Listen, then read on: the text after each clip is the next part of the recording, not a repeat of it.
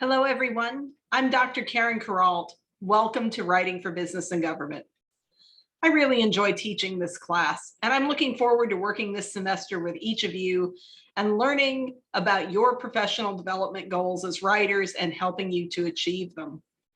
I've been teaching at UA Little Rock for just over 20 years, and in that time, I've had the pleasure of not only teaching on campus, but also being invited to visit many workplaces to help their employees become more successful at producing workplace documents.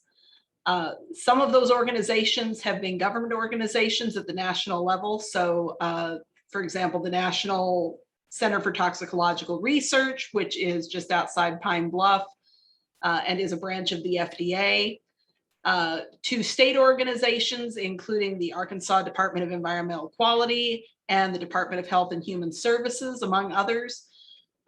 To business organizations such as Central Arkansas Water, the Central Arkansas Library System, Axiom, and even nonprofits like Wildwood Park for the Arts.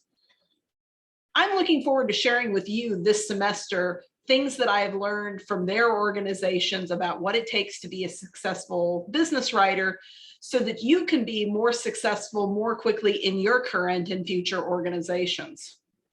In this video, I'm going to talk about some of the most important lessons that I've learned from these organizations. And these lessons kind of inform the structure of the rest of our course. So when you understand the principles that I think are essential to the qualities of effective business writing, then you'll understand a lot more about why we're doing the projects that we're doing in this course and how we're approaching them. So let's get started. The single most important thing, if you take nothing else away, this is the one thing I really want you to get, is that good business and government writing is about building relationships. Now, when I tell people that, they often respond with surprise or even shock because they'll come back to me with stuff like, well, but I thought good writing was about being grammatically correct. And if I'm not any good at grammar, then I can't be a good writer. Or isn't it about punctuation? Or isn't it about putting information in the right places? And yes, to an extent, that's all true. Those are all things that enhance the quality of your writing. But there's nothing more important than the relationships and the way that your writing can either help those relationships or hurt those relationships. Let me share a slide with you so you can see what I mean.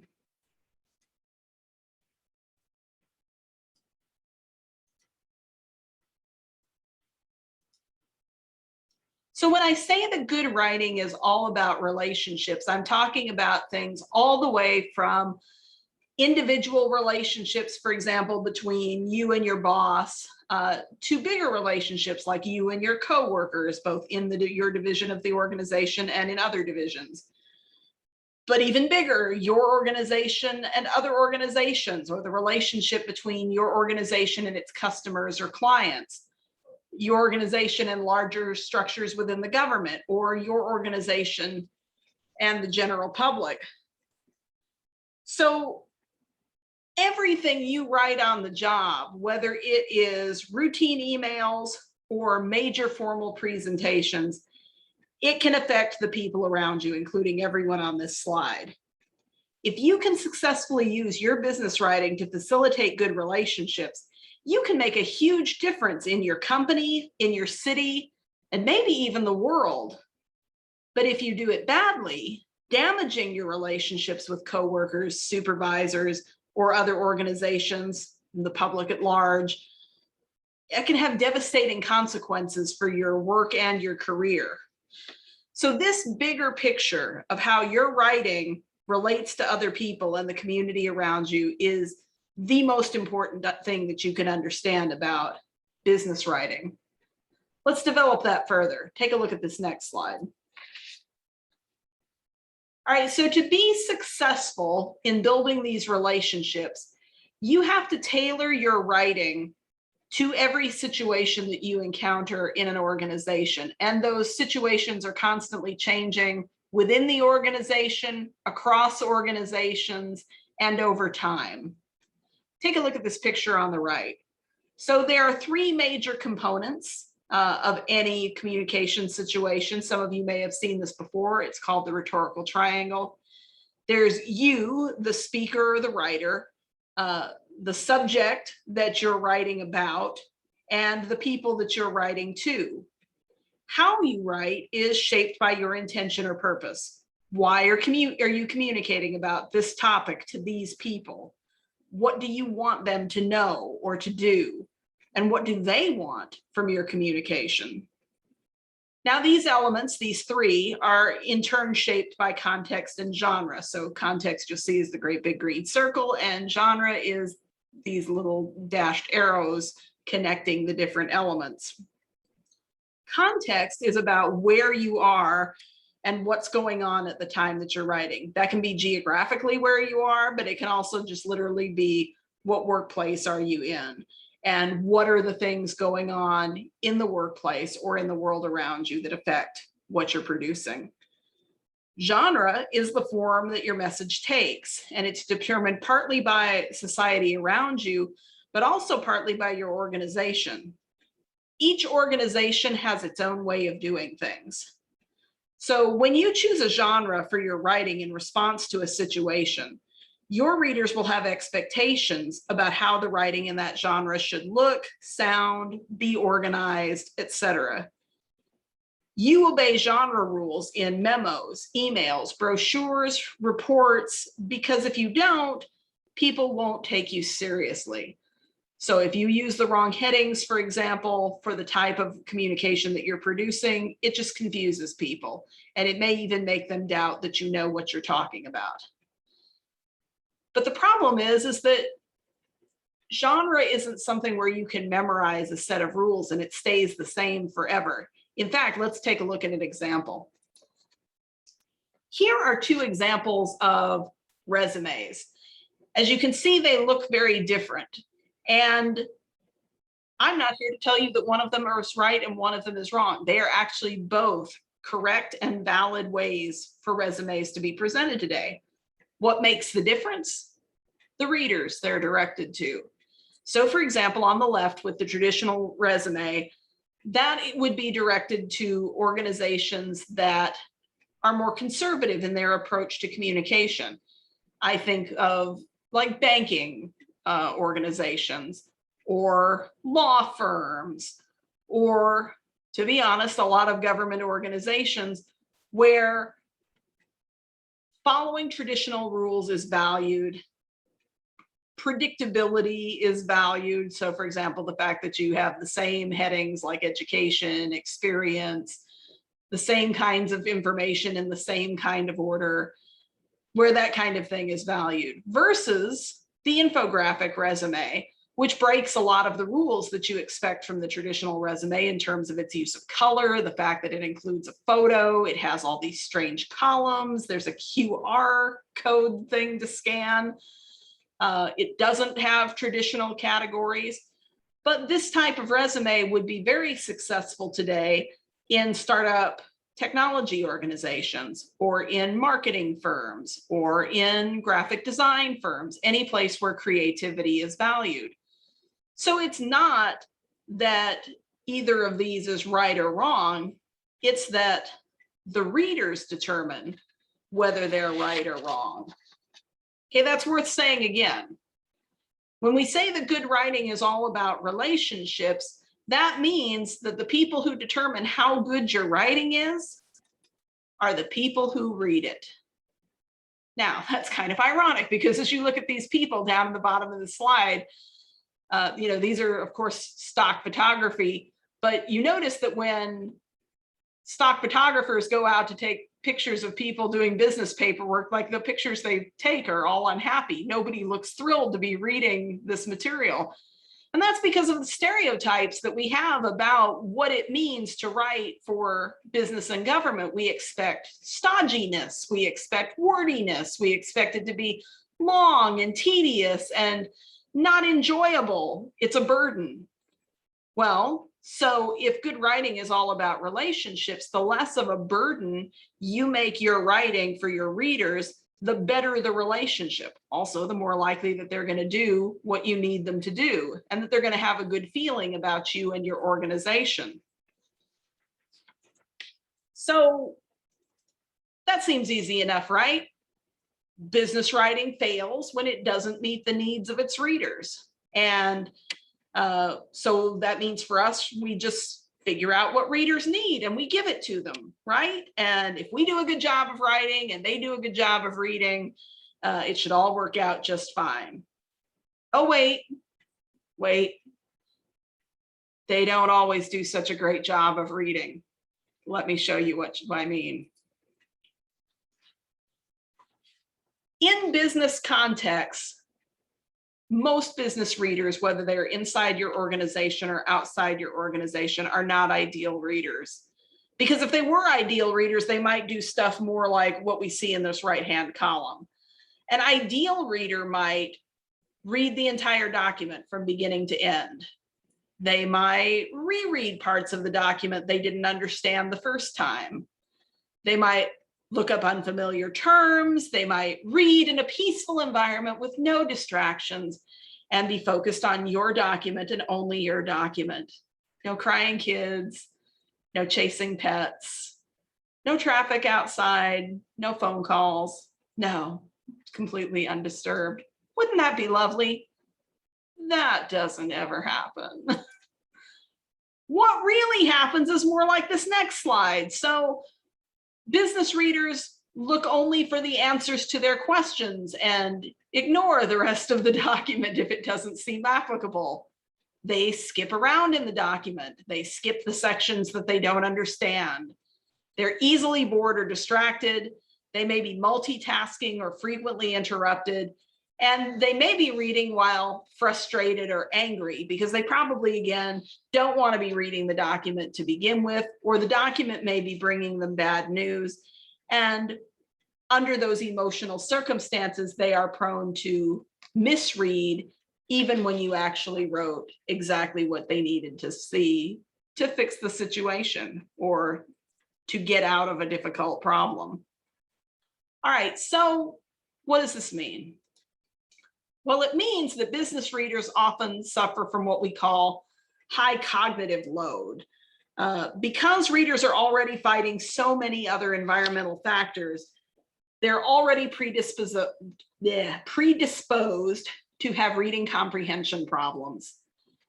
And much of the business writing that we see in organizations today makes this problem worse, not better. So business writing is a tougher task than most people realize.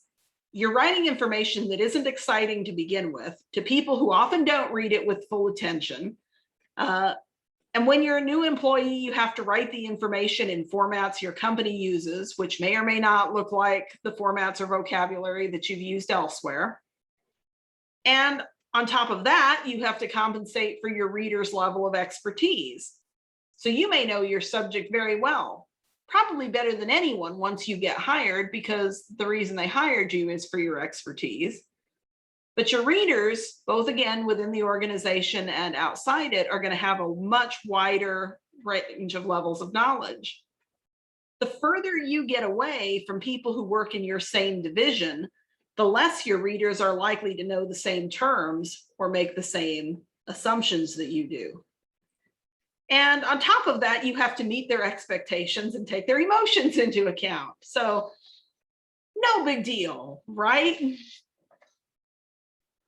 So here's what you need to do to be successful. Successful business writing begins with, number one, analyzing your reader's level of knowledge so that you can figure out how much information you're going to need to provide to them. Second, you need to anticipate their expectations, their interests, and their needs. And then you have to tailor what you write to your organizational context. And so then when we're trying to come up with criteria for evaluating effective business writing, these are the things we're looking for. Number one, our first duty is to make the writing correct, both factually and grammatically. Factually is important because if the content isn't accurate, then all of the rest of it is just fluff, and pointless fluff at that. So your facts have to be correct first. Grammatical correctness is also important because if things aren't grammatically correct, it makes people suspicious of your attention to detail. So if, for example, they can clearly see that there are errors in the sentences, what else might there be errors in? Your numbers, the facts themselves. It doesn't look good or professional. So we aim for correctness in both of these areas. Second, we want the writing to be clear to any reasonably educated reader. Now remember, we're not talking about college educated readers here in most cases. We're talking about, particularly if your organization serves the general public, about an 8th grade level of literacy, generally speaking. That means that if we think back to a couple of slides where we were looking at some of those problems where like there's too much text and it's tiny, hugely long sentences, tons of bullet points, none of that stuff is helping clarity. So we're going to try to think about how to make things more concise so that without sacrificing accuracy, we make it as easy to read as possible. This information needs to be well organized so that it's easy to find. Again, when you've got skimming readers, they're going to look at the page for maybe 5 to 10 seconds if you're lucky and see if they can find their answer on it. And if they can't, they might move to something else. So being able to show them where the information is going to be extremely important. And then finally, we want the information to be persuasive. Business writing is persuasive when it appeals to readers, increasing their confidence in the organization and inspiring them to take action. So they look at it, the way that it's presented, the way that it's worded, inspires confidence in the quality of the facts. This means that they're more likely to learn what they need to know, to take action in the way that you hope that they will, and that at the end of it, they will generally feel good about you and your organization, which creates a positive relationship that gets work done and makes the world a better place for everyone. And who doesn't want that? Now, committing yourself to producing quality takes time, however. When employers invite me to come visit their workplaces, because as I've been told by some managers, my employees can't write. Frequently, I find that the workplace doesn't give its employees the time it takes, excuse me, or the training to produce consistently good work. It takes time to collect good information to share with people. It takes time to work with others in the organization or across organization to collect different perspectives and different types of expertise. And it takes time to organize all this information and then edit the sentences and paragraphs to make them flow efficiently. So as you can see, this invention stage that's at the top is the part where you're kind of analyzing the rhetorical situation, and then you've got to collect the information, you've got to organize it, you have to produce the first draft. And I know we're all guilty of this, especially because most of us are writing majors in here. There's the expectation that because we're better at writing than everybody else, that we'll produce a first draft and it'll be perfect and then we'll send it right off. That almost never happens in the workplace. You're almost always going to get feedback from other people. You're going to have to show it to your boss. You may have to show it to other people within the organization and outside the organization, and they are all going to have comments and changes they want. Get used to it. That doesn't mean that you did anything wrong. It just means that they want to have input and you have to accept that input and work it in. So then you produce a second draft and then they're going to have more input. And then maybe finally you get to publish the thing and the whole process starts again with the next document. So in this class, we're going to practice all these elements of effective business writing, figuring out what audiences want, making the information as clear and easy for them to find as possible, working with other people to get feedback and making revisions so that when you are in your own real workplaces, you'll have had lots of practice in these things and you'll be able to get the best results possible. In the next 7 to 8 weeks, we're going to be coming at this from 2 main different angles. We're going to start this week by learning about the need for using plain language style in business and government. This actually is related to a federal regulation, which some of you may or may not be aware of, where in 2010, the federal government passed the Plain Language Act that requires there actually to be plain language officers in government organizations who are in charge of making sure that the organization publishes stuff that meets plain language standards. There are jobs that you can get in this, which is really cool. So we're going to be learning the plain language style for the next 7 to 8 weeks and giving you lots of opportunities to practice it so that your documents will be as easy to read and understand as possible, even when the information is complicated. Then starting next week, we're going to also be looking at understanding audience better. So what you can do to anticipate readers' needs and understand what motivates them. Our goal will be to help you develop an empathy for your readers. Some might call this emotional intelligence. When you put clarity of expression together with emotional intelligence, you have a powerful combination that leads to successful writing and strong professional relationships. So let's get started. There are a couple of things for you to do this week. Number one, join our Facebook group. We'll be practicing social media writing techniques there. We'll be using it as our main discussion locale for the course. Several of you have already joined. You're right on top of that, so I'm very excited about that.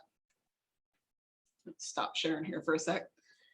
So by Monday, a week from yesterday, as I'm recording this early Tuesday morning, your goal is to write at least one post of your own, your personal introduction, and respond to at least one other person's post to get your full discussion credit. These are credit, no credit, so if you do them, you get credit for them. You are welcome to post more and encouraged to post more, but you must do at least one post and one response each week. Then the other piece that you have to do this week is your first lesson in plain language editing. We're going to focus on using pronouns, which is going to be a big change for some of you who've been told like you can't use I and you or we in professional documents. Those days are gone. So yeah, we're going to be practicing using pronouns in professional documents, and we're going to be talking about using the active voice instead of the passive voice. You have a set of 2 PowerPoint presentations that you need to read through and 10 sentences that you need to edit and email back to me. And then 1 week from yesterday, so this coming Monday, I will have open Zoom hours where you can come in and chat about the homework, get help on anything that you have questions about. I'm not going to have any formal material to present at those. I'm going to more use them to take your questions and just to have a general group discussion. They're extremely informal, so feel free to come in when you're able, leave when you need to. It's just a great way for us to get together and have some real-time interaction about the course. All right, that's everything I've got for you for now. Like I said, I'm really glad that you're here. I'm looking forward to working with you, and let's get into some clear communication. Talk to you all soon. See you online.